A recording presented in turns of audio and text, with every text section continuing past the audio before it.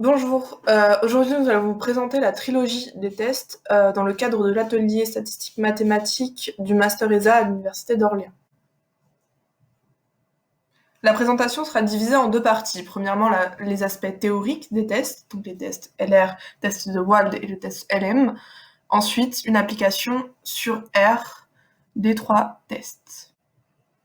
Premièrement, pour une mise en contexte de la trilogie des tests, les tests sont suivis de la méthode de maximum de vraisemblance, où on suppose un modèle paramétrique linéaire ou non avec θ, un vecteur de k paramètres.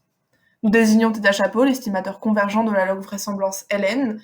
On appelle convergent tel que l'espérance de θ chapeau est égale à son estimateur θ chapeau.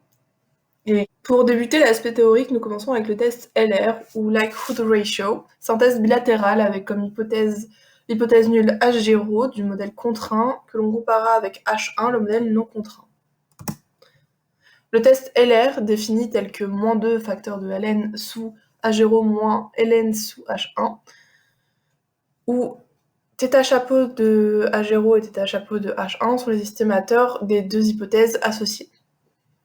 Sous les conditions de régularité et de l'hypothèse nulle H0, la statistique LR converge vers une loi de Ki2 avec P degrés de liberté, où P est le nombre de libertés imposé par l'hypothèse nulle H0.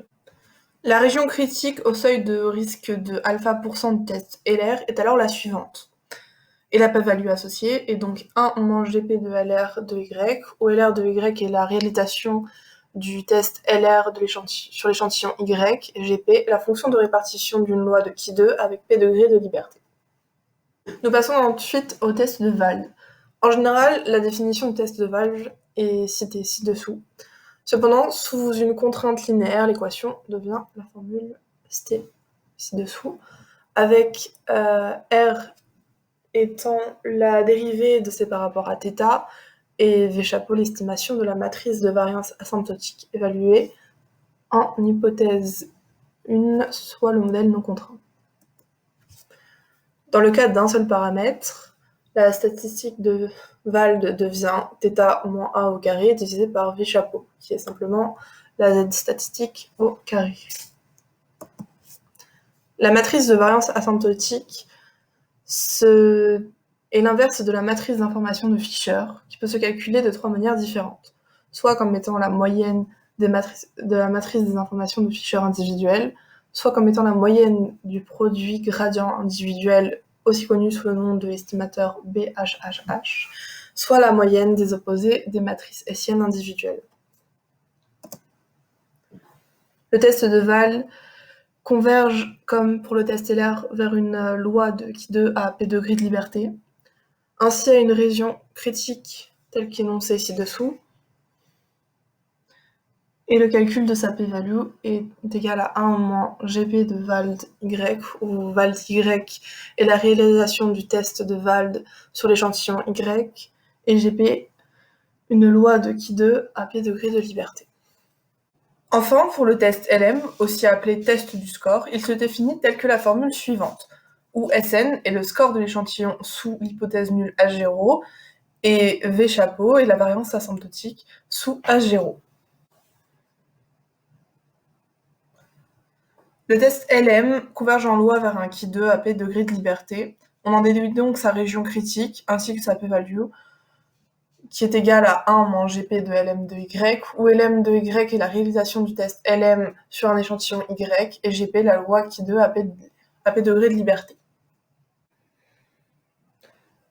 Enfin, pour conclure, on peut noter 2 points sur la trilogie des tests. Premièrement, sous l'hypothèse nulle, les 3 tests convergent vers la même loi, c'est-à-dire la loi du Ki2 à P degrés de liberté.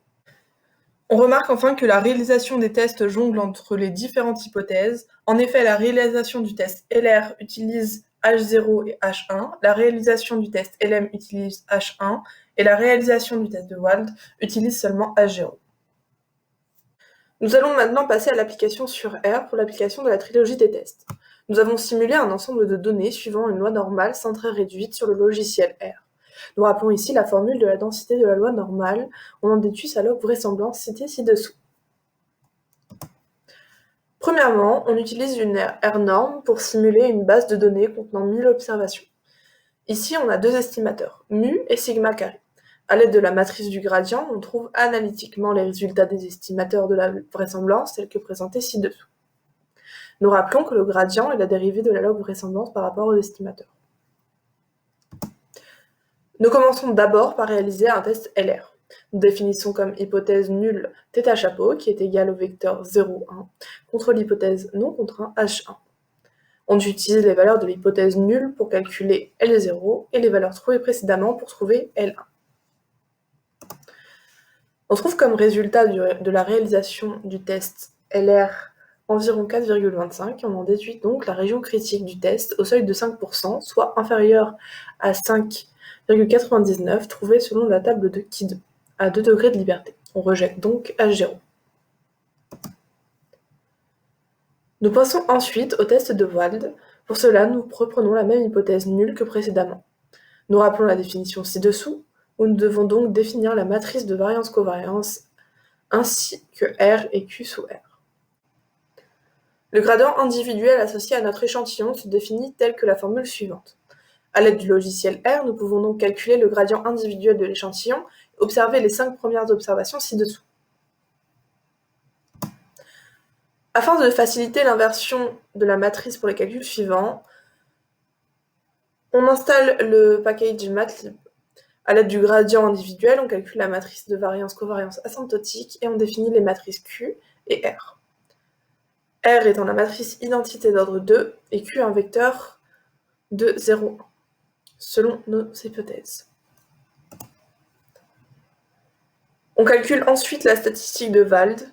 On trouve comme résultat environ 4,17 et on compare avec sa région critique qui, comme pour le test précédent, est de 5,99 selon les tables de Kidd à 2 degrés de liberté étant donné que nous avons 2 paramètres sur le modèle. On rejette donc H0. Nous passons ensuite au test LM. Là encore, nous reprenons la même hypothèse que précédemment. Nous rappelons la définition du test LM ci-dessous. Pour réaliser le test, nous devons calculer le score de l'échantillon ainsi que la matrice de variance asymptotique sous l'hypothèse nulle. Enfin, on détermine la matrice du score. On utilise la somme des gradients individuels sous les hypothèses nulles que l'on construit en tant que matrice pour réaliser le test LM. On trouve comme résultat environ 3,99. Enfin, à l'aide de la région critique du test au seuil de 5%, on peut rejeter l'hypothèse nulle. On remarque donc sous la même hypothèse, les 3 réalisations des tests sont relativement proches. Et nous avons comme conclusion à peu près la même, c'est-à-dire que pour la trilogie, le rejet de l'hypothèse nulle.